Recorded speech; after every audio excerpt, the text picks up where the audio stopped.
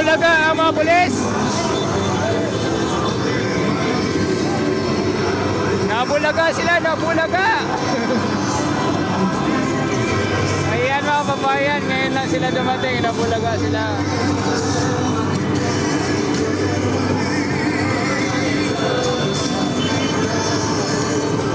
Nagulantang ang mga pulis mga kababayan.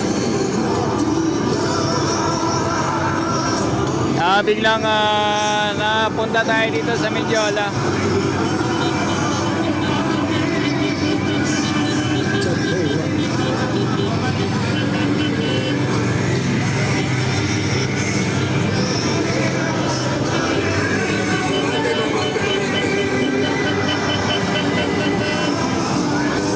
Ayan mga kababayan. Muli na kulantang ang ating mga kapulisan dito sa Medjola.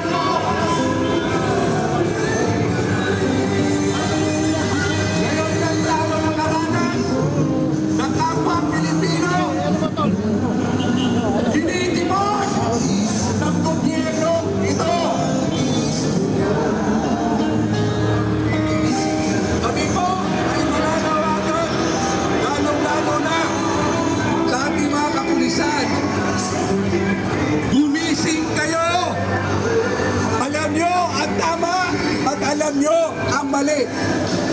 Alam namin na sumusunod lang kayo sa utos po ng leader ninyo.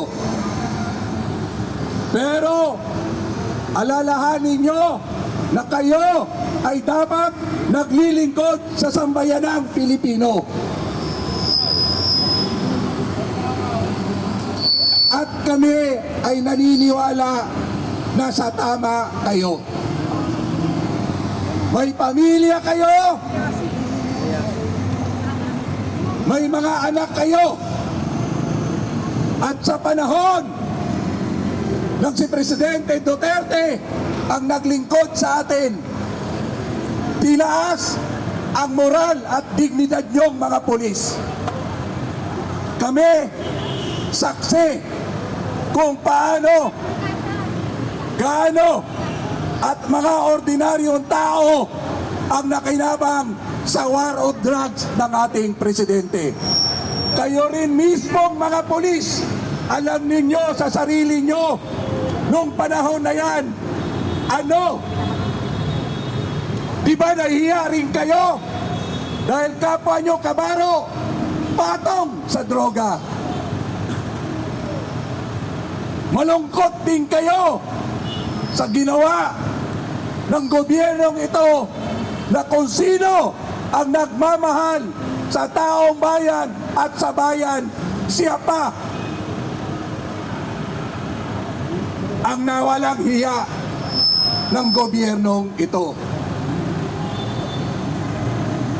Si President Duterte at kagaya nyo, person of authority, agent of person of authority kayo. Tagapagpatupad kayo ng batas, tagapagpatupad kayo ng tama. At alam nyo, nung panahon na yan, kung gaano katalamak ang droga at krimen. Mas mataas ang moral at dignidad ninyo. Sana naman, nakikiusap po kami.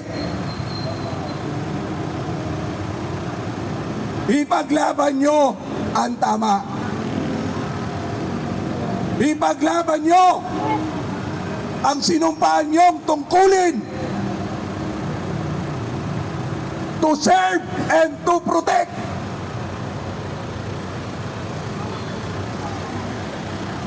Nasaan na ang values natin? Nasaan na ang pagiging Pilipino natin? Yung taong nagmahal sa bayan natin, nagsakripisyo upang makinabang ang ordinaryong mamamayan. Pamilya nyo, pamilya namin, nakinabang dyan. kami po ay nakikiusap sa inyo.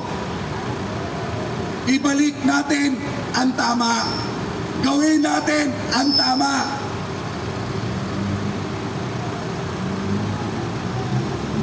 Hindi rin ho kami masaya na maghaharap-harap tayo rito na iisa ang ating tungkulin. May tungkulin ang gobyerno sa mamamayan. Tanong ko sa inyo, tinupad ba ng gobyernong ito ang tungkulin niya sa mamamayan? Nakakaawa kayong mga pulis, kayong mga law enforcer, kayong mga frontliner, kayo ang sumasagap, kayo ang sumasalubong sa kabuluktutan ng gobyernong ito. Alam ko, labag din sa loob nyo, pero wala kayong magawa dahil yan follow order. Alalahanin nyo, nangyari na ito. Pero alam ko, may konsensya pa rin kayo.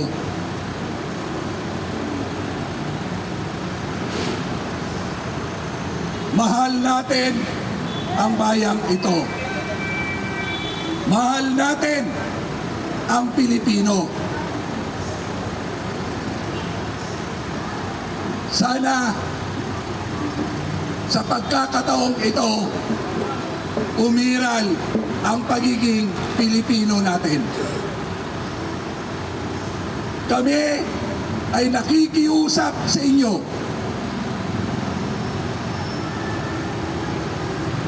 Kami ay kumakatok sa puso nyo.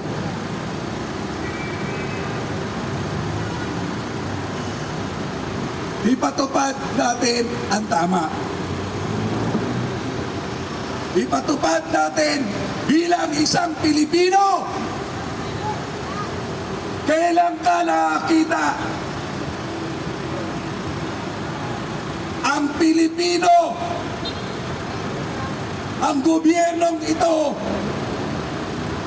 kahit kailan walang tinupad sa kanyang mga pangako?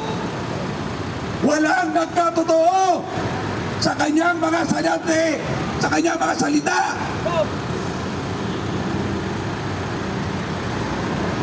Huwag po kayong mag-alala.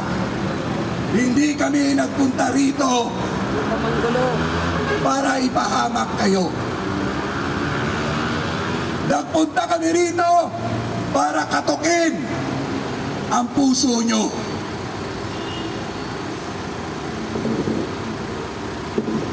Sino ang nagmahal sa bansang ito? Sa panahon na kadiliman, panahon na nag-iiral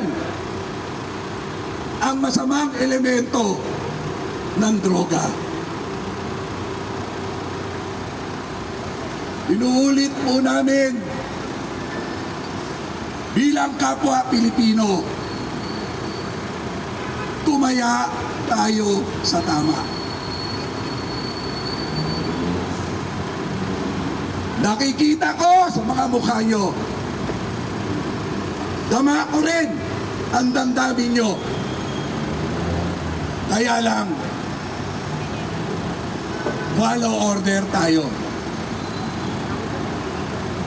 Hindi masama sumunod sa tamang kautusan. Kaya po, nandito kami. Kinakatok namin kayo. Huwag kayo magpagamit sa gobyernong ito. Alam ko, alam nyo na hindi matino ang pag-iisip ng presidente natin.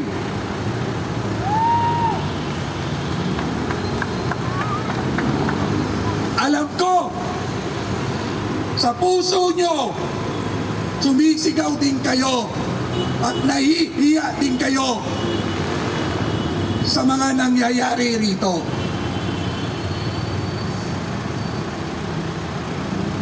At uulitin po namin, kapwa Pilipino tayo. Sa kasaysayan ng bansang ito, ang kalaban ng Pilipino ay kapwa Pilipino. Iilan lang yan. Saksi naman kayo sa kaganapan ng paghuli ng ating Presidenteng Duterte. Alam nyo kung anong karapatan niya ang nalabag. Pero alam nyo ba, akala ng gobyernong ito, ng administrasyong ito, dahil hindi tayo kumikibo, hindi kayo kumikibo, akala nila tama ang ginagawa nila. Gusto nyo bang bumalik na mas mababa ang kredibilidad ng ating kapulisan? Naiangat na ninyo yan. Proud na kayo, pati pamilya nyo, na kayo ay membro ng ating kapulisan. Ngayon, tanongin nyo ang membro ng pamilya nyo kung natutuwa ba sila. Gawain ba ng tamang leader ang nangyayari ngayon sa atin?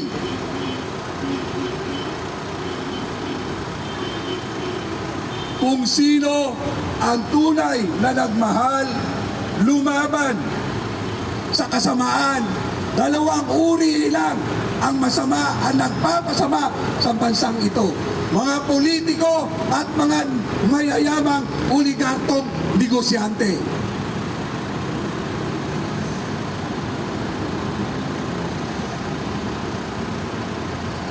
Kami po ay kumakatok sa puso niyo. Kami po ay naniniwala na may dignidad kayo. Kami po ay umaasa na titindig at titindig din kayo.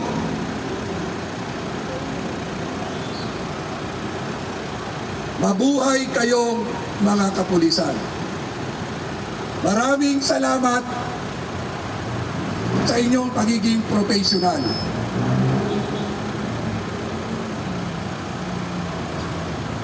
Pero kailangan kayo ng mga ordinaryong mamamayan.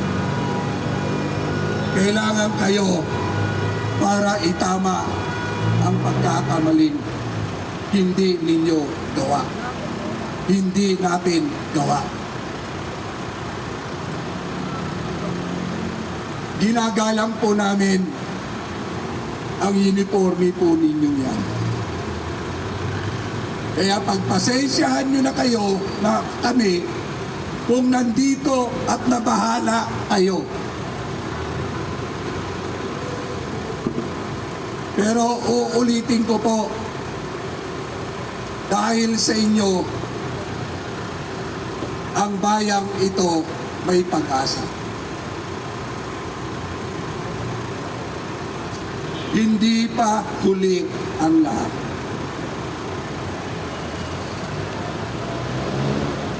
Nasasaktan din kayo sa mga utos sa inyo.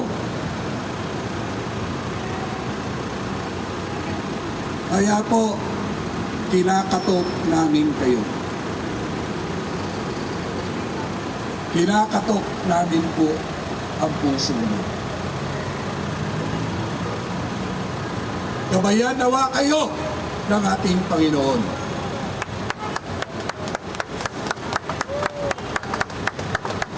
Ulitin namin, salamat sa paglilingkod ninyo.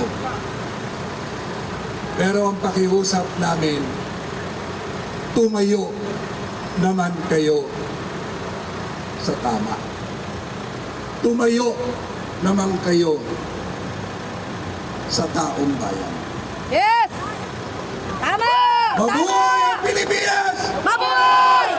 Mabuhay ang Presidente Duterte! Mabuhay! Mabuhay ang ating kapulisan! Mabuhay! Duterte! Duterte! Duterte!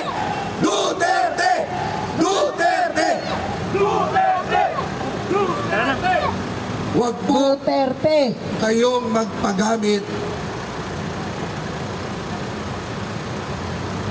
sa kasamaan.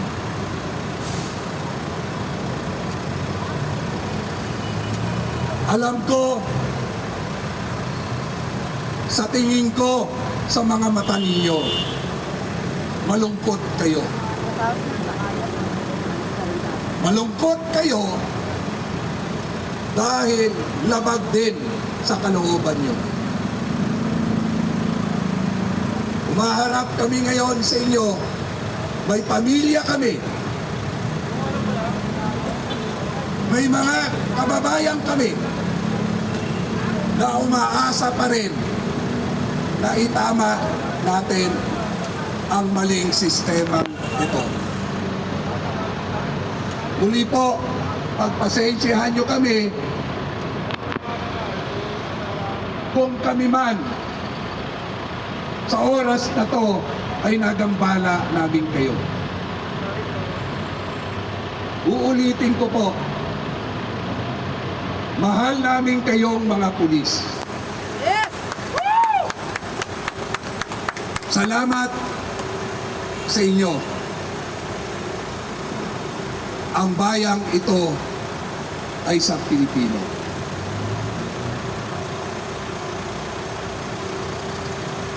Kaya, hindi kami nawawalan ng pag-asa. Nasasama din kayo sa pagtindig sa tama.